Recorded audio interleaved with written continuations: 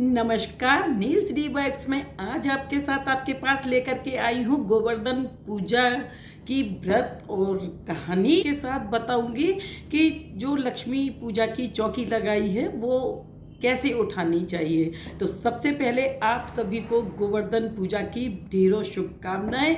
गोवर्धन बाबा सभी का मंगल करें। घरों में गोबर के जो है गोवर्धन बाबा बना करके पूजा की जाती है। सब्जी मंडियों में स्टॉल्स लग जाती हैं, तरह तरह की सब्जियां, नए नए जो अनाज आते हैं वो सभी सब्जी मंडी में मिलते हैं। और अन्नकूट जिसको बोलते हैं, अन्नकूट का 56 भोग का जो है मंदिरों में, घरों में अपनी श्रद्धा अनुसार सभी भक्त लोग जो हैं बाबा को भोग लगाते हैं।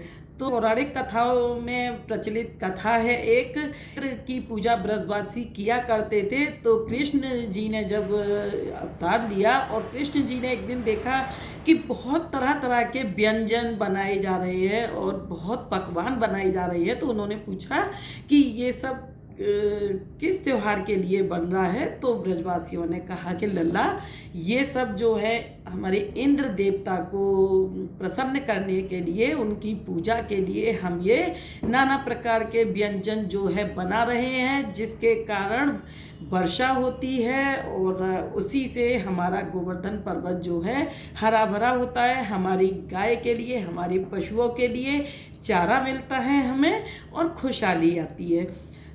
खुशहाली तो गोवर्धन पर्वत के ही द्वारा आती है, इसलिए आज से इंद्र की पूजा बंद करके हमें गोवर्धन पर्वत की पूजा करनी चाहिए। और सभी ग्वाले जो थे, जो पकवान पूरियाँ वगैरह जो बनाए थे, वो लेकर के गोवर्धन की तलहटी में पहुंच गए और साथ में हमारे बांसुरी बजाते हुए कृष्ण कन्हैया भी।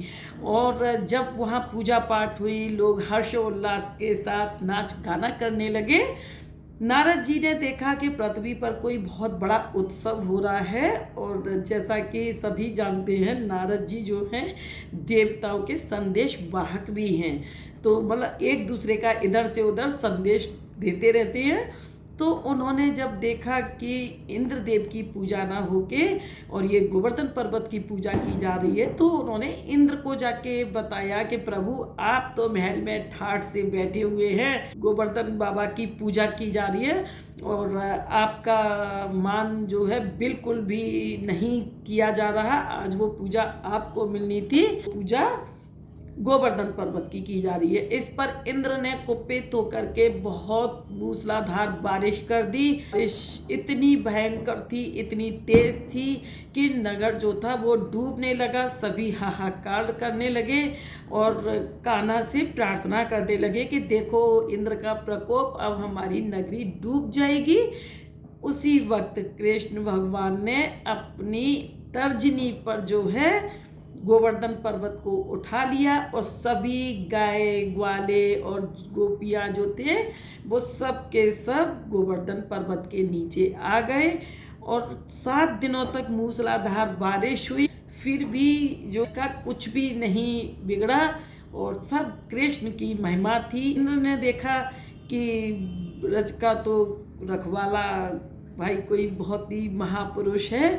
तो इंद्र ने अपने किए हुए की क्षमा मांगी और उसी दिन से गोवर्धन की पर्वत की जो है पूजा होने लगी। गोवर्धन बाबा की भी पूजा कहीं कहीं घरों में बिल्कुल पर्वत के तरीके से गोवर्धन बाबा स्थापित किए जाते हैं। किसी किसी घर में उनको साक्षात बिल्कुल मुखमंडल बना के और हाथों में उनके बांसुरी लगा के, कहीं झरना लगा के, पर्वत का पूरा इशारा देके इस तरीके से बनाते हैं। गाय बनाई जाती है, अपने व्यवसाय के हिसाब से सभी बनाते हैं, मैं भी बनाती हूँ। उनकी पूजा के लिए भी बहुत कुछ करना होता है। अगर हमने उन्हें स्थापित किया है, नई नई चीज़ें उनको खिलाते हैं जो भी मार्केट में आ रही होती है। कहने का मतलब है सबसे पहले जो नए धान्य पैदा होती हैं उनका भगवान को अर्पण करना बहुत ज़रूरी होता है। और उसी दिन से होने लगी गोवर्धन बाबा की पूजा। गोवर्धन बाबा की पूजा में साफ सफाई का विशेष ख्याल रखा जाता है। इसमें हम जो भी अन्नकूट बना रहे हों, 11, 21, 51 जो भी है 101, इस तरीके से इनको भोग लगाया जाता है, बोलते हैं ना 56 भोग, तो उसमें सब्जियां, मिठाइयाँ, जो भी है सब तरीके की मतलब खाने की चीज़ें हैं, उनका भोग लगाया जाता है। अब यहाँ पे मैं आऊँगी कि दीपावली की जो हमने चौकी लगाई थी, उस चौकी को कैसे उठाना है। तो कुछ घरों में चौकी को दूसरे दिन ही उठा देते हैं, लेकिन दूसरे दिन नहीं उठाना चाहिए। दूज के दिन चौकी को हमें जो है उठाना चाहिए। और चौकी में जो हमने सामान रखा है उसका क्या करना है, बहुत संक्षिप्त में बता देती हूँ कि उस सामान में जैसे कौड़ी और गोमती चक्र हमने चढ़ाए हैं, तो उनको हम अपनी जो पोटली बनाई होती है ना, उस पोटली में रख लेते हैं। और पोटली अगर नहीं भी बनाई है तो किसी एक लाल कपड़े में बांध के, कौड़ी हो गई हमारी, गोमती चक्र हो गया, सिक्का हो गया, और जो हमने सिक्कों का पूजन किया था, अगर आपके सोने चांदी के सिक्के हैं तो उनको लॉकर में रख देंगे। और सिक्के कॉइन्स हैं जो हमारे डेली यूज़ वाले हैं, तो उनको हम खुद खर्च नहीं करेंगे, उनको भी अपनी लॉकर में रख लेंगे और उनका टाइम टाइम पर पूजन करते रहेंगे। इससे होती है हमारे धन में बढ़ोतरी। और किसी भी धार्मिक स्थल पर आप जाते हैं तो उन सिक्कों को किसी को दान भी कर सकते हैं, जो कहते हैं ना अक्षय दान, तो उससे भी हमारे घर में खुशहाली आती है। नारियल अगर आपने पूजा में लगाया है, कलश लगाया है, तो उसकी भी सामग्री को हमें विसर्जित करना होता है। नारियल को पूजा स्थान में रख दें, उसकी पूजा कर सकते हैं। चुनरी जो लपेटी होती है नारियल पे, उसको किसी कन्या को दे दें। मैंने इस बार नहीं लगाया कलश का नारियल जो है, दोनों चीज़ें, तो केवल माँ को चुनरी चढ़ाई थी। और जो श्रृंगार का सामान बहुत से लोग चढ़ाते हैं, तो श्रृंगार का सामान या तो खुद ही आप उसको यूज़ कर लें, या किसी जो होती है ना पंडिताइन, उनको दे दें, मंदिर में कहीं भी दे दें। और इसके अलावा जो हमने औषधियाँ रखी होती हैं, जैसे धनिया हम रखते हैं, तो धनिए को भी थोड़ा सा धनिया हम अपने मसालों में मिला लेंगे। जो खाने के मसाले होते हैं उसी में जैसे पीसते हैं, तो उसमें मिला के इस्तेमाल खुद कर लेंगे। बाकी का जो धनिया बचेगा उसको हम किसी गमले में बो देंगे। तो गमले में जब धनिया हरा भरा हो जाएगा ना, तो सोचिए माता रानी बहुत प्रसन्न है, अपने आने का, साल भर बने रहने का संकेत दे रही हैं। जल है, जल हम सूर्य देव को अर्पित कर देंगे, तुलसी के गमले में हम चढ़ा देंगे। उससे पहले उस जल का अपने पूरे घर में हम छिड़काव कर लेंगे। और उसके अलावा भी जो चीज़ें हैं, चौकी का कपड़ा है, चौकी के कपड़े का हमें क्या करना है, चौकी का कपड़ा हम अपने मंदिर में भी बिछा सकते हैं। उस कपड़े को अगर गंदा हो गया है तो धुल के साफ करके रख ले, वैसे गंदा इतना नहीं होता है।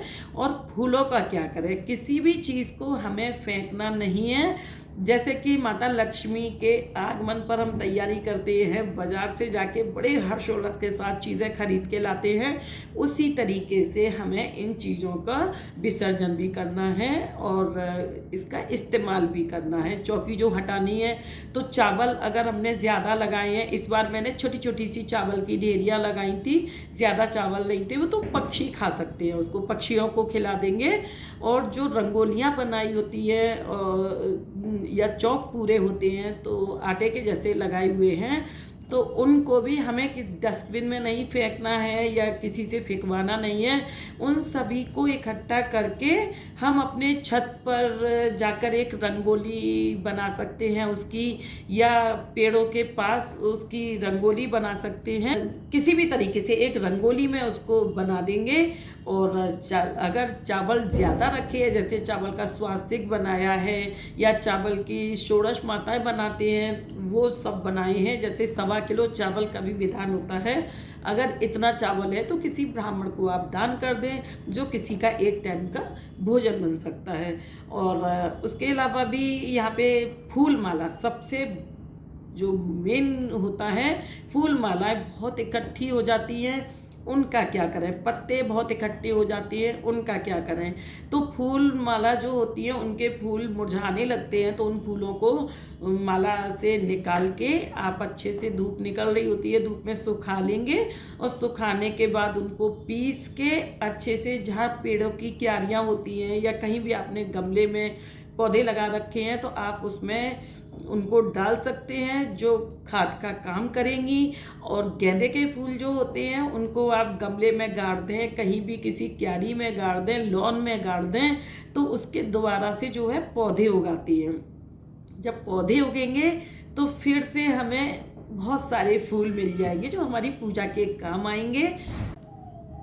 और कुछ ऐसा सामान है जिससे आप अपने मंदिर में नहीं रख सकते, घर में नहीं रख सकते, जैसे कलावा हो गया, पूजा में रखी हुई चीज़ जो समर्पित नहीं की है। जैसे कभी कभी हम ज़्यादा लेके आते हैं और पूजा में 2-1 चीज़ें ही ज़रूरी होती हैं, तो उन चीज़ों को हम अपनी पूजा की सामग्री में बढ़ा के रख सकते हैं। जैसे लौंग, इलायची हो जाती हैं, या सामग्री हो जाती है, कपूर हो जाता है, बताशे हो जाते हैं, जो चौकी पे नहीं लगाई हैं और एक्स्ट्रा रखी रह गई हैं, तो उनको हम अपने पूजा के सामान में आगे की पूजा के लिए मिला के रख सकते हैं। और उसके बाद यहाँ एक बात आती है कि हम पूजा के बर्तनों का क्या करें।